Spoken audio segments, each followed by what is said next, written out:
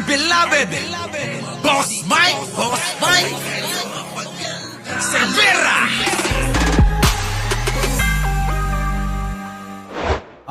Viral na kulto sa Mindanao. Naalala nyo pa ba? Naalala nyo pa ba yung viral na kulto sa Mindanao? Ako, eto. Sa Brigada News FM Butuan, paghahari nina Dato Adlao at Lourdes sa Surigao City naputol na matapos arestuhin ng mga otoridad. Brigada Jairis Manulat, ibrigada mo! Brigada Live Report. Eto na mga kababayan. Yan po yung nagwawala nung nakaraan. Sino nakaalala rito? Andali, pakita natin yung video. Sino ho nakaalala dyan sa babae na yan? Yung bang parang nasisiraan? Yung para bang nagwawala? Oo, dahil daw sila ang may-ari ng Malacanang. Sila daw ang batas mga kababayan noon eh. Naalala nyo pa po ba yan? Yung babae na nagwawala na yan, mga kababayan ko? Hanapin ko lang sandali. Nako! Ito, mga kababayan ko. Yan, Gusto nyo magbaha ng dugo. Yan. Tandaan nyo to. Kayo lahat dito sa Surigao, magsara na kayo in 72 hours. Yan. Magsara na kayo sa ginawa nyo. In 72 hours, Ferdinand Marcos Jr. Kita nyo? Magbaha ng dugo sa Surigao in 72 hours. Yan.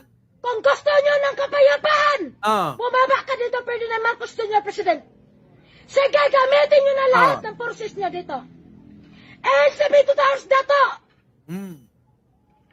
Gawin mo. Ako na nag-utos. Yan, siya na raw nagutos.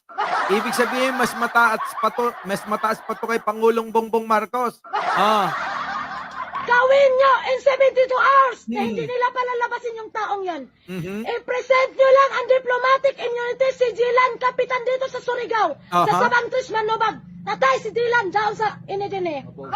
Yan, anuhin mo ngayon si Dylan dito. Ano pa naman itong mga ito na kung ano na naiisip? Napansin nyo ba mga kababayan? Bakit sa bandang Mindanao maraming ganyan? Hindi nyo ba napapansin? Di ba yung Senyor Aguila? Ganyan din mga kababayan. Tapos eto, wag nyo nang ilayo kay Kibuloy na lang. Di ba? Si Kibuloy din ho mga kababayan eh. Hindi naman nalalayo sa mga yan. Parang iisa lang yung mga pinaghuhugutan. Ano po? Ayan po. Tuloy. Barangay. Bukas ng umaga, lulusobin natin ang barangay dito. Dahil nasa jurisdiction ni Dylan, bahay ni Dylan, puntahan natin yung bukas. Wala na akong kikilusin pa ng documents to improve. Ito na po live, Ferdinand Marcos. Dahil bakit? Tinakot nilang aking technical. Mga tao dito, wala nang magtatrabaho ng documents ko. Bukas, birthday ni Dato Adlaw. Magbaha ng dugo, Dato. Anak ko, babaha daw nga ng dugo. Ganyan ho sila, no? Bakit ho? Hindi ko naman ho nila lahat ng mga taga Mindanao naniniwala sa ganyan. Kasi mga kababayan kay Kibuloy na lang, hindi naman naniniwala sa kanya eh. Meron lang talagang mga ilan. Bakit? Para bang pagdating sa Mindanao, di ba meron pa yung kalbo noon? Yung feeling nila hindi sila tinatalaban ng bala? Yun. Sa Mindanao din yun eh. Di po ba? Ang daming kulto dyan. Tulad nito, kulto to eh.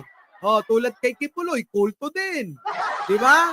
Tulad kay Senyor Aguila, kulto din. Ayun, mga nakulong.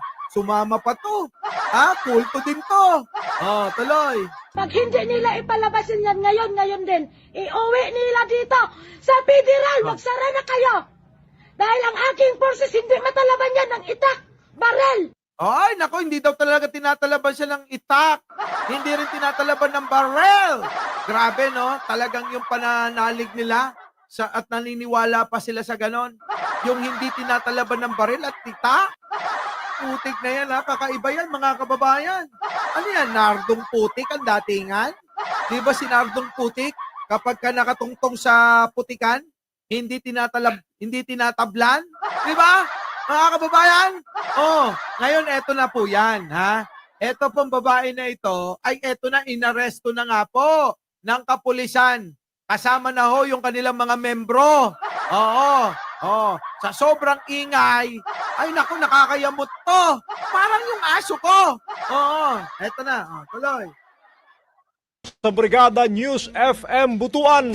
Paghahari ni na Dato Adlao at Lourdes sa Surigao City naputol na matapos arestuhin ng mga otoridad. Yan, hari-harian, parang si Kibuloy lang.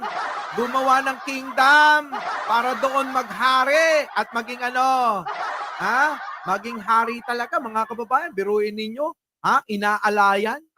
Inaalayan ng mga kababayan, kepyas. Di ba? Anong ginawa niya? Tikim-tikim lang ng kepyas. Oo. Kaya nga mga kababayan, nakabuo ko ng kanta dyan eh. Patikim, patikim, patikim ng kepyas. Uy, grabe. Di po ba? Pero inyo, naghari-harian sa kingdom. Dahil hari siya, dapat lahat ng gusto niya masunod. Ultimo mga kababayan, kahit sino ka pa, basta natipuhan, pasok ka sa underground at maligo ka with Palmolive shampoo at ang scent lavender. Ay nako, pagka naaamoy niya kasi yung lavender scent mga kababayan, doon sumisilakbo ang kanyang pagka init sa katawan. At talaga naman daw kapag naamoy yung scent ng lavender sa buhok ng babae, hindi na kailangan ng Robust at Viagra. Bigla na lang daw talagang, tumatayong bigla. Oo, ganon. Sabi po yan, nung ating mga napagchichismisan. Grabe talaga si Kibuloy, eto na. Brigada Jairis Manulat, ibrigada mo! Brigada Live Report.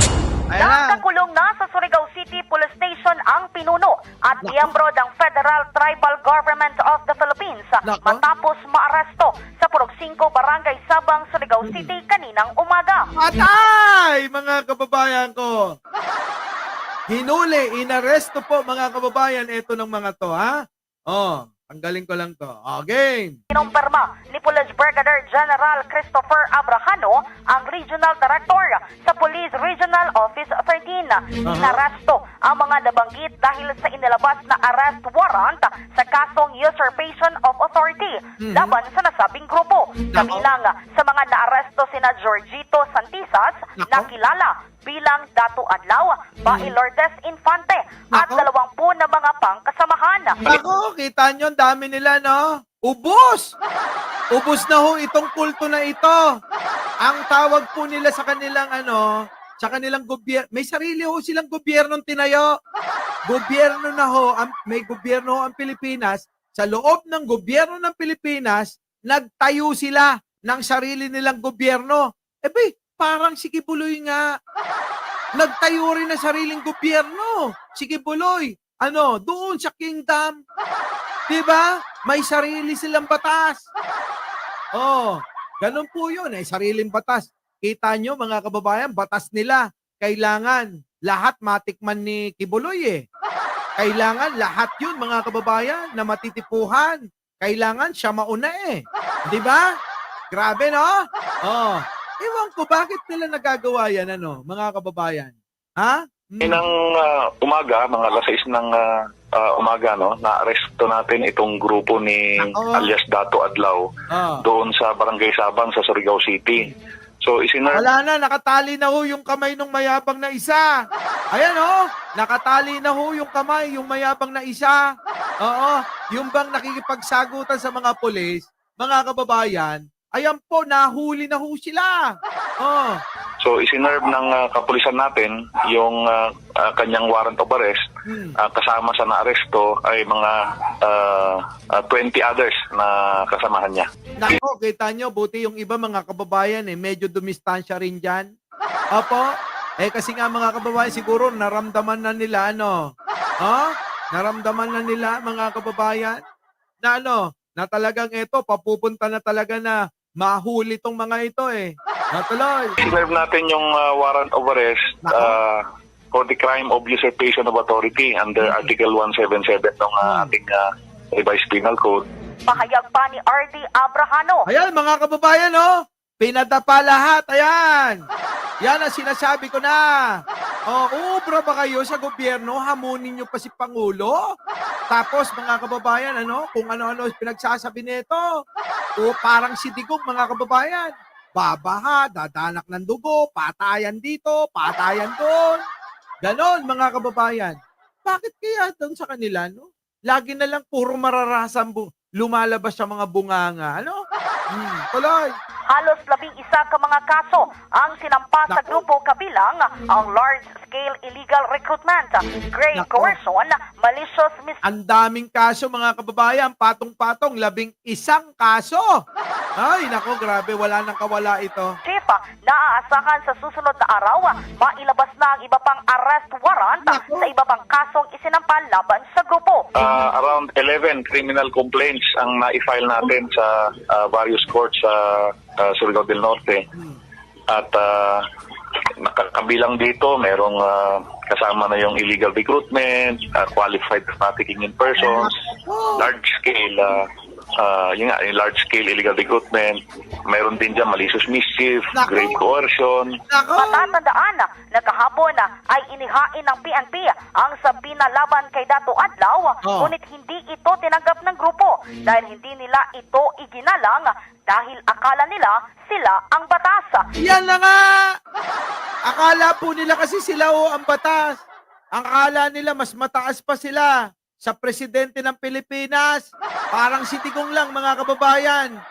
Feeling niya, feeling ng matanda na na Duterte, mataas pa siya sa presidente. Wala na hong silbi. Abay, pinandidirihan na nga Di po ba? Ron Prince, pinandidirihan na si Sis Asis. Sino? Si Duterte.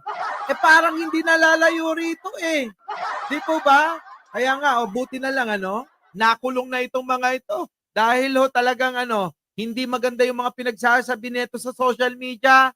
Kung ano-anong pagbabanta. At tinatakot, tiniterror yung mga lugar nila. Kita nyo naman, talagang may daladalang espada. Yung iba yata may daladalang baril pa. Yung iba nakasuot pa ng uniforming sundalo at pulis, kita nyo, mga kababayan ko? Sana naman maubos na sila. Di ba? Yan naman, mabilis na naglabas ng arrest. Ayan, tingnan nyo mga itsura ngayon. Di ba? Parang mga basang sisiw parang mga basang sisiw na. Warrant ang korte laban sa grupo. In the heart of changing lives. Yan, mga kababayan ko, kayo pag-iingatan nyo yung mga sinasamahan yung grupo. Baka po yung grupo na sinasamahan nyo, abay naaakay kayo patungo sa masama. Kaya mga kababayan, isipin po ninyo, hindi porke kaibigan, sama lang ng sama. Mga kababayan, pwede naman kasi magkaibigan tayo pero magkaiba tayo ng sasamahan. Di ba? Tingnan nyo mga yan.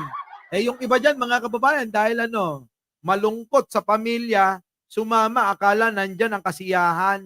Yung pala, mas lalong kalaboso yung mga yan. Nako po. Mamili ho kayo ng mga sasamahan. Yung dadalhin po kayo sa maayos, sa tamang landas. Sa tuwid na daan, ika. Hindi ho yung dinadala kayo kung saan-saan. Okay lang sumama kayo sa mga boyfriend ninyo at girlfriend ninyo. Bakit? Dadalhin naman lang kayo dun Yun dadalhin lang naman kayo sa biglang liko. At sigurado naman ako pag dinala kayo dun sang-ayon naman kayo no? Our beloved Boss Mike